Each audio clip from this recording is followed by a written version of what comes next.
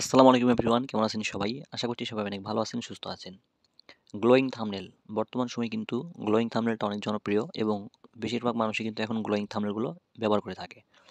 তো আজকের ভিডিওতে আমরা দেখব কিভাবে আপনারা খুব সহজেই মোবাইল ফোনের মাধ্যমে এই ধরনের আপনার ফটোতে গ্লোয়িং ইফেক্ট অ্যাড করতে পারেন। সেই বিষয়টি আজকে আপনাদের সাথে শেয়ার করব। তো চলুন কথা না বাড়িয়ে আমরা মূল ভিডিওতে চলে যাই। তো first of all glowing effect add করার জন্য যে কাজটি করবেন, ভিডিও ডেসক্রিপশন বক্সে আমাদের একটা পিএলপি ফাইলের ডাউনলোড লিঙ্ক দেওয়া রয়েছে। সেখান থেকে জাস্ট আপনারা গ্লো থাম্বনেলের পিএলপি ফাইলটি ডাউনলোড করবেন।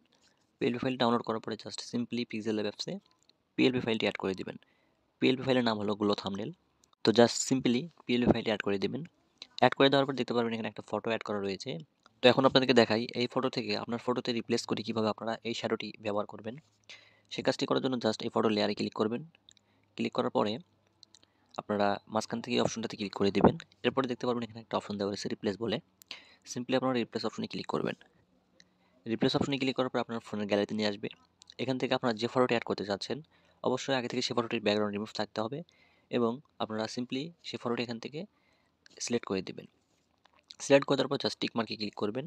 এখন দেখতে পাচ্ছেন আমাদের কিন্তু এই ফটোতে সেই গ্লোয়িং ইফেক্টটা কিন্তু চলে এসেছে। এখন আমরা এই ফটোটাকে পজিশন মতো বসিয়ে দিচ্ছি। দেখতে পাচ্ছেন আপনারা, আমরা কিন্তু এই ফটোটা এখন পজিশন মতো বসিয়ে দিলাম। তো এখন আমরা ফটোটাকে লেয়ারটাকে লক করে দিচ্ছি। তো এখন দেখতে পাচ্ছেন আমাদের কিন্তু ফটোতে গ্লোয়িং ইফেক্ট অ্যাড করা হয়ে গেছে। তো আমরা অনেকেই কালারটা চেঞ্জ করতে চাবো, যার ব্যাকগ্রাউন্ডের কালার যেরকম আপনারা কিন্তু সেই ধরনের গ্লোয়িং ইফেক্টটা অ্যাড করবেন কালারটা ম্যাচ করানোর জন্য। তো গ্লোয়িং ইফেক্ট কালার কীভাবে চেঞ্জ করবেন সেটা এখন আপনাদেরকে দেখাই।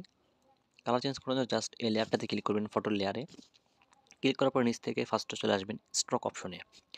স্ট্রোক অপশনে আসার পর এখান থেকে আপনার স্ট্রোক কালারটা চেঞ্জ করে দেবেন, যে কালারটা দিতে চান। আমি এখন গ্লোয়িংয়ের কালার গ্রিন দিব, এই জন্য স্ট্রোক থেকে আমরা গ্রিন কালারটা সিলেক্ট করলাম।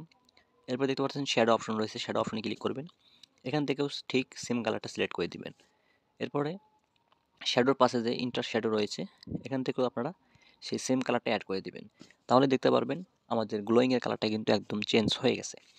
এবার আমরা চাইলে আমাদের থাম্বনেলের যাবতীয় ব্যাকগ্রাউন্ডের কাজ এবং আরও আনুষঙ্গিক যে কাজগুলো রয়েছে লেখালেখি করা সকল কিছু কিন্তু আমরা চেঞ্জ করতে পারি।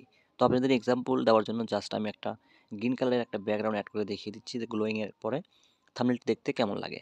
তো দেখতে পাচ্ছেন এখন কিন্তু থাম্বনেলটা দেখতে একদম চমৎকার লাগতেছে।